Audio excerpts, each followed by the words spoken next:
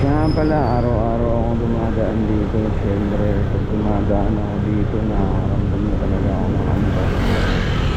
Tumitigil muna ako dito mga tol. Umiinom tayo na medyo pampagising.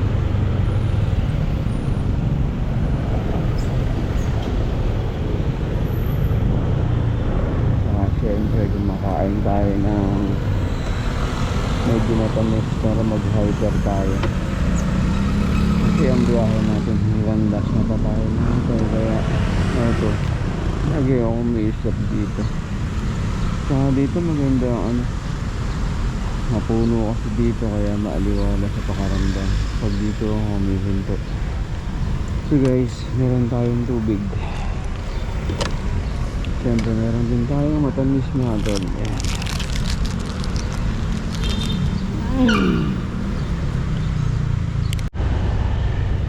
So ayan nga guys, tapos na tayong mag merienda. Wala na rin yung antok natin. Ngayon tayo ng matamis at saka ng tubig. So ngayon, nadalas na tayo pa uwi mga ganyan.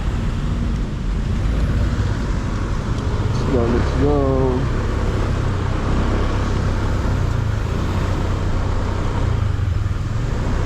So guys, mga pala itong lugar na to, marami nag-jogging dito. So magandang ano to, magandang lugar to, kaya gusto ko na dito ako dumadaan mga to. So nga pala, ito nga pala nasa unahan natin, ito nga pala yung Coconut Palace. Yan. Nakikita mo yung ano niya, mga bubong ng bahay niya, yung parang galing sa Coconut. Ayan, Coconut Palace.